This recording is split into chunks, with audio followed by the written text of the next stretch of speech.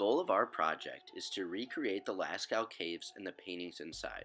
We plan to do this by using the ideas of sympathetic magic and combining it with real life themes, wishes, and desires found around the world. Our goal is to use these paintings to show the differences in the wants and needs of people from varying regions. Our biggest question is, what would people do if we gave them a paintbrush and told them that whatever they painted would come true?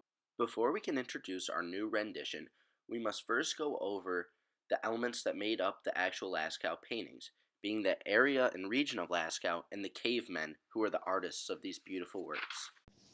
For thousands of years, human beings spent their day-to-day lives as hunter-gatherers. This unevolved species had a drastic desire to create art, but for them there was a deeper purpose. Cavemen used their cave walls as their canvas to create large lifelike paintings out of their limited materials. They would only paint what they had, which was very little, such as food sources, people, and weaponry. Cavemen believed that whatever they drew, it would appear. Lascaux cave paintings date all the way back to 20,000 years ago. Located in Vézère Valley, these paintings were primarily made up of large animals once native to the region. It was founded by 4 teenagers who had stumbled upon the ancient artwork while following their dog down a cavern. They discovered some 600 painted and drawn animals and symbols which were probably all used over long periods of time as centers for hunting and religious rites. The concept of sympathetic magic was first introduced by hunters and gatherers in the Paleolithic era. The idea was that if they painted objects that represented an idea or desire or an event, they would have influence over it and achieve it. This forms the basis of our project. We sought out to create a modern version of sympathetic magic and what people's wishes would be worldwide.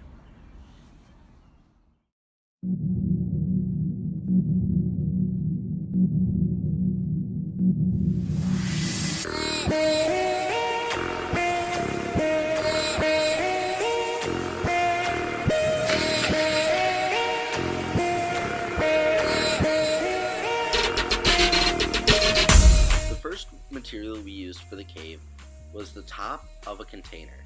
We filled it with clay to create a base, then slowly began building up the walls. When we were finished with this, we let it dry and began painting off a small section. Once that dried, we once again kept building more and more of the walls and painting it too. Eventually we realized we didn't necessarily like how our paintings were laid out, and we thought it could be more organized.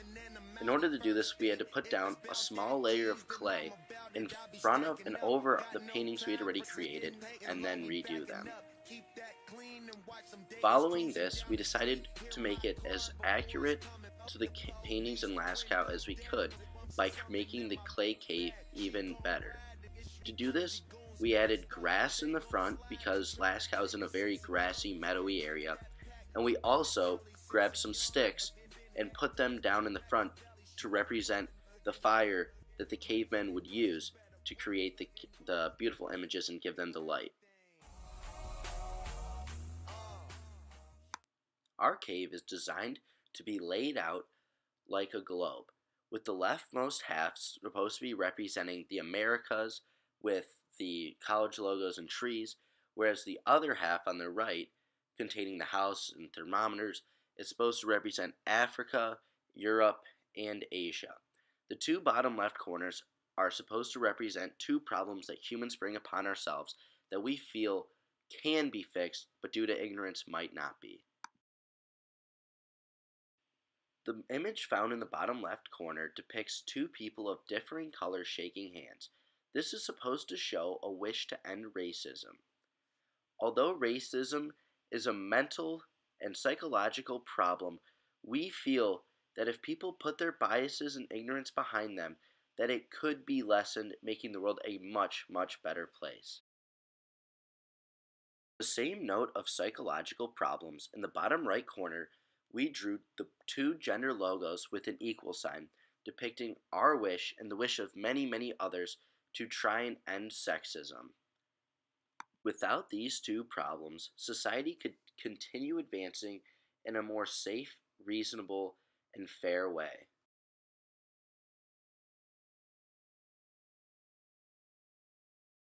The painting of the tree represents the deforestation problem in South America.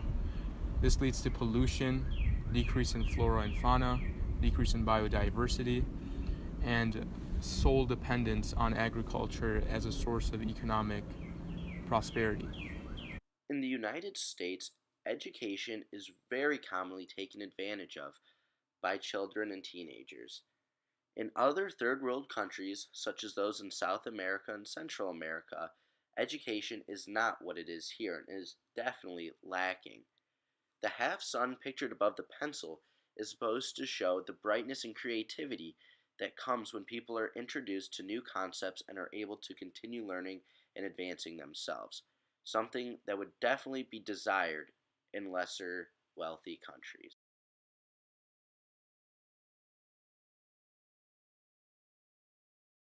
The goal of attending a college is instilled in American children from a young age.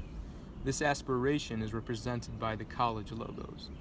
The means to achieve this goal is represented by the hockey stick and puck, which represent the dedication to extracurriculars that Americans have in order to be accepted into colleges. This differs greatly with the goals of Southern American children, whose sole goal is to put food on the table for their families. The hockey stick is drawn in the United States and Canada region to show the extracurricular goals and desires that many teenagers here have. Being in first world countries, we are able to put our energy towards things such as sports, whereas in other countries, the goals of children may be much more important and life impacting. Money in the United States is what people strive for, and it's one of the main components that drives society. Money is what causes greed and happiness, famine or wealth. In the United States, money is the leading cause of stress. Stress that leads to constant worrying and compulsiveness.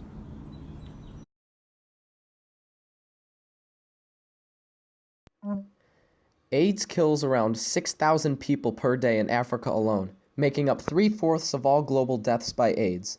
This is more deaths caused by wars, famines, and floods.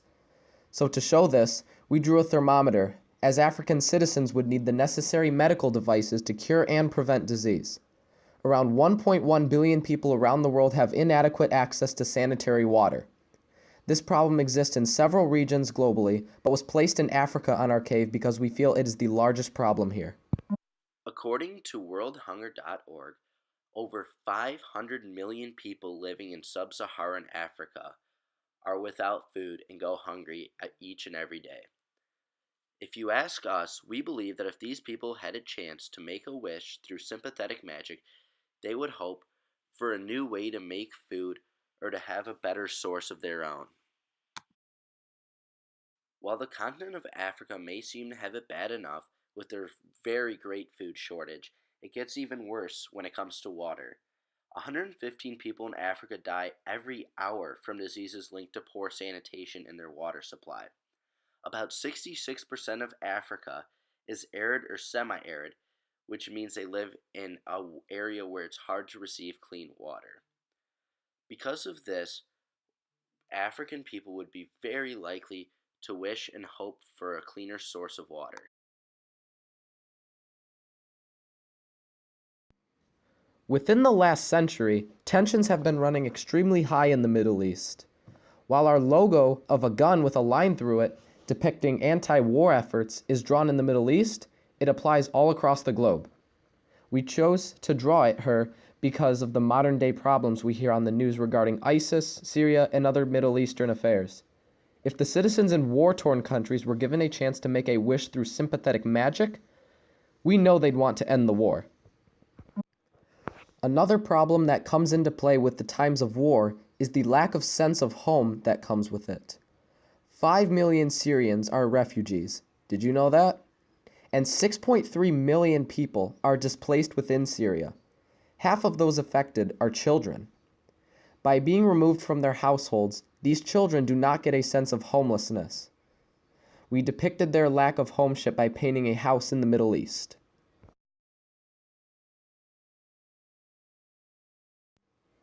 Our first image involving Asian nations deals with the restriction of knowledge upon citizens of China and North Korea. To symbolize this, we created a light bulb which represents the generation of an idea. Sadly, in these nations, governments restrict their citizens' access to the internet and in extreme cases attempt to brainwash misbehaviors. These tactics are most likely done in an attempt for the governments to maintain power.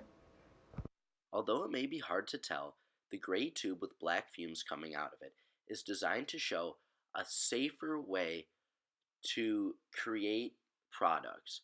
Right now, there is far too much pollution in the world, and many people wish for it to be lessened.